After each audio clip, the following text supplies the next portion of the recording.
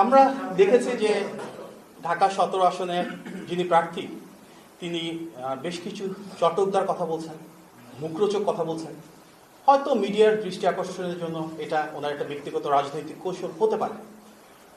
সব সাইজ হয়ে যাবে, ঢাকায় কোনো সিট দেব না, এই ধরনের কথা যেগুলি ইতিমধ্যে ভাইরাল হয়েছে।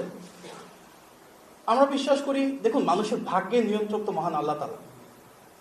কোন আসনে কে বিজয়ী হবেন এটি উনি নির্ধারণ করবেন। এখন যদি একজন ব্যক্তি এককভাবে ঢাকার 20টা আসনের নিয়ন্ত্রণ নিতে চান, বা উনি যদি সব প্রার্থীর ভাগ্য নির্ধারণ করতে চান, এটা ওনার ব্যক্তিগত সিদ্ধান্ত। ওনাকে সেই আসন বন্টনের দায়িত্ব কে দিয়েছেন? আমরা বিশ্বাস করি জনগণের ভোটে নির্ধারণ করবে কারা বিজয়ী হয়ে আসবেন। জনগণের ভোটে নির্ধারিত হবে কার জনভিত্তি কতটুকু। সুতরাং আসন বন্টন করা এটা ওনার ব্যক্তিগত সিদ্ধান্ত হতে পারে। আর সেই দলের ব্যাপারে উনি বলছেন যারা ইতিপূর্বে বিএনপি থেকে কিন্তু ঢাকার প্রায় সব সিট একাধিকবার জেতার ব্যাকগ্রাউন্ড রয়েছে। আর সবার প্রতি সম্মান প্রদর্শন করে বলছি, তিনি যে দলের প্রতিনিধিত্ব করছেন, আমার জানা মতে ঢাকায় তারা কখনো কোনো সিট সেভাবে জিতেননি। সুতরাং উনি ওনার ব্যক্তিগত মতামত দিতে পারেন, সেটা একান্ত ওনার ব্যক্তিগত সিদ্ধান্ত। তবে মুখরোচক কথা বলার সংস্কৃতি থেকে মনে হয় আমাদের বেরিয়ে আসা উচিত।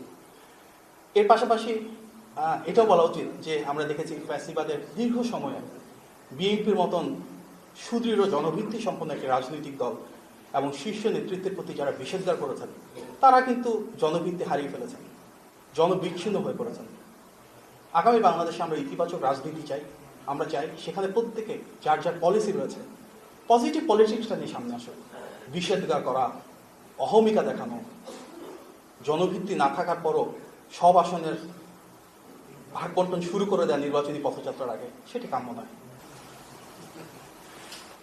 দেখুন, ঢাকা 15 আসনের ক্ষেত্রে আমরা দেখেছি যে বিএনপি প্রার্থী শফিউল ইসলাম মিল্টন তিনি গতকালকে একটি সংবাদ সম্মেলন করেছিলেন। সেখানে তিনি বিভিন্ন ভিডিও, তথ্য এবং উপাত্ত উপস্থাপন করেছেন এবং নির্বাচনী আচরণবিধি কিভাবে ঢাকা 15 আসনে জামাতের যে প্রার্থী তিনি লঙ্ঘন করছেন সেটিও কিন্তু জাতির সামনে সুস্পষ্টভাবে উপস্থাপন করেছেন।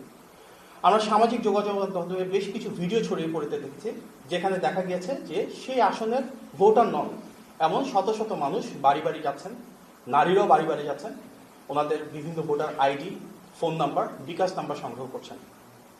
এটি অত্যন্ত অনাকাঙ্ক্ষিত।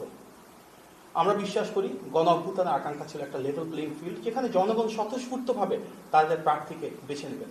কোনো ধরনের অপতৎপরতা কিংবা অর্থনৈতিক লেনদেন হবে এটা আমরা কখনোই চাইনি। সেখানে যখন বহিরাগতরা এসেছে, বিকাশ নাম্বার চেয়েছে, আমরা দেখেছি স্থানীয় জনগণ সেটাকে প্রতিহত করেছে।